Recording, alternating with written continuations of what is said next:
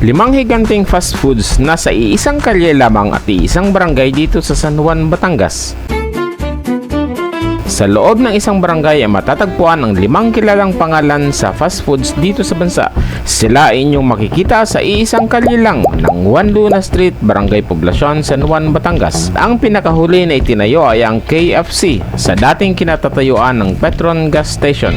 Ito yung larawan ng gas station dati. Sa akin ang picture na yan kaya pwede kong gamitin. Sa video ito ay atin silang ipapakita at ating huhusgahan. At kung bago pa lang kayo sa channel na ito ay paki-follow naman at subscribe na rin sa bagong YouTube natin.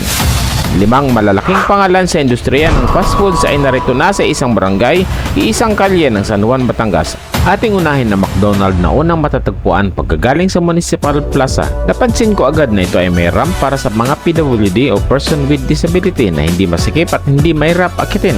At dahil kabubukas pa lamang ng tayo ay dumating ay nakuhanan natin ng shot sa mga puan.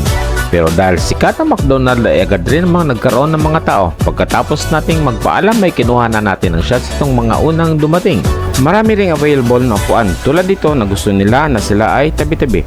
May follower din tayo sa loob na humingi ng ating sticker. Shoutout po sa taga-pistol. Napansin ko rin ang ilang staff na inaalalayan ang mga customers. Mga staff na pang stewardess ang beauty.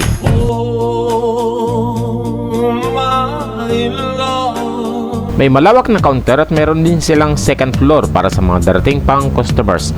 Ang aircon, well malamig at hindi maingay, hindi nyo na kailangang magsigawan kapag nag-uusap. Meron din silang drive-thru at dahil kabubukas pa lamang ay sarado pa nung time na kinukuha natin ang video na ito. Dito lang sila malapit sa Municipal Plaza. At isunod naman natin ngayon ang KFC na sunod na matatagpuan pagkagaling nyo sa Municipal Plaza. Ang KFC o Kentucky Fried Chicken na siyang dito rin itinayo sa Juan Luna Street, Poblacion, San Juan, Batangas ay naitayo sa dating Petron Gas Station. Coincidence hindi, dahil ang pinakaunang KFC sa Kentucky ay sa gas station din nagsimula noong 1930. Kaya ang pagtatayo sa gas station ay ugnay sa kasaysayan nito. Hindi kalakihan ang area ng gas station pero sinikap pa rin ng KFC na magkaroon ng parking area para sa mga darating.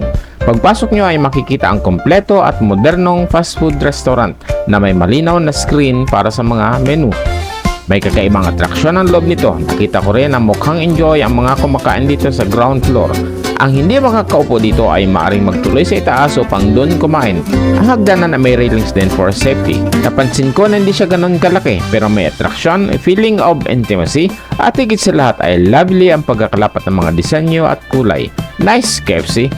Meron din itong ramp para sa mga PWD at kung hindi nyo nais bumaba ng sasakyan pero gusto nyo pa rin kumain ng KFC products ay pwede kayo sa kanilang drive-thru.